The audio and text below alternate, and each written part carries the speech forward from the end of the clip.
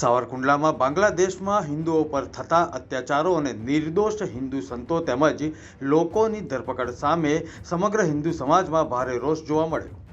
આ રોષ વ્યક્ત કરવા માટે સાવરકુંડલામાં વિશાળ મૌન રેલીનું આયોજન કરવામાં આવ્યું હતું। રિદ્ધિ સિદ્ધિ ચોકથી મામલતદાર કચેરી સુધી નીકળેલી આ મૌન રેલીમાં સાધુ સંતો સહિત મોટી સંખ્યામાં નગરજનો જોડાયા।